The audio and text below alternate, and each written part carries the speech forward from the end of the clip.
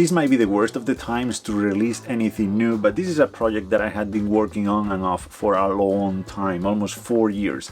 It was supposed to come out in the summer of 2018, but as you can tell, it didn't. So back in January of this year, 3 months ago, I decided that it was about time to finish this project and to release the book. As I said, it might not be the best time to sell books or anything, but this is something I'm very excited about. This is my first serious photography book, but it's not what you might expect from me. I think of this book more as a visual autobiography than a representation of my work. Indeed, Becoming an American tells the story of me leaving everything behind here in Spain, selling everything I had, quitting my job and moving to the US with my wife. I didn't know anyone there, I didn't know what to expect. I traveled a lot for a few years in the US, but the real journey didn't happen on the road, on the mountains, it happened within me, and this is what I'm trying to show here with this book.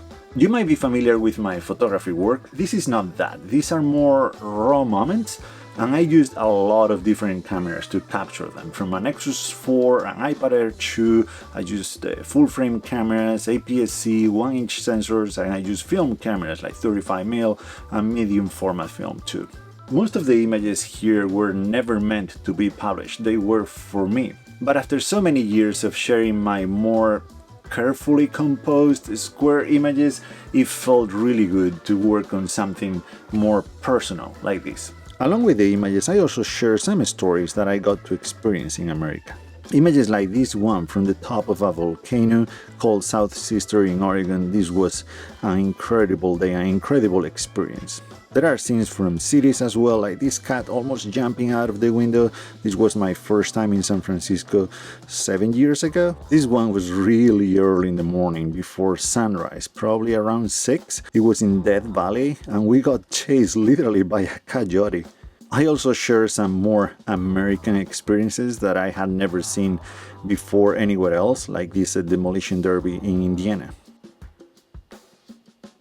Images that I haven't shared before because they don't really fit with my other photography work, but they are images that I really connect to.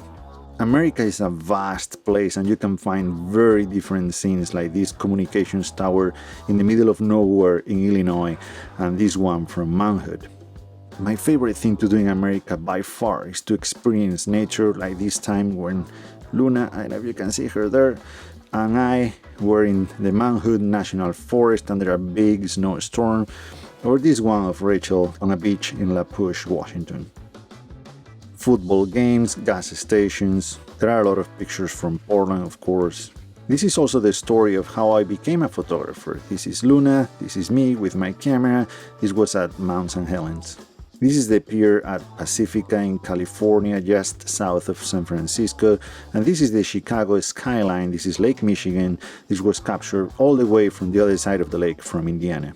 This is Horseshoe Bend in Arizona, all the people there lining up to take photos and selfies. Images from all the car camping I did in the US, a lot of it. This was an incredible night at the Avor Desert. This was at Cottonwood Canyon in Oregon. Becoming an American is available for purchase on my website starting today. You'll find the link in the description down below. I ship to a bunch of countries, but if you have any questions about the book or the shipping or anything, please just leave a comment or send me an email. It really feels good when you finish a project like this and the final result is a physical book that you can share with other people. For those of you who decided to pick up a copy of Becoming an American, thank you so much. I really appreciate the support that helps me keep going and making more videos and going on more trips to make more images. But even if you don't buy a copy, I also wanted to thank you for your support and for your messages, for your emails, for your thumbs ups on these videos, for subscribing to these videos, for following me on Instagram, and for just being there.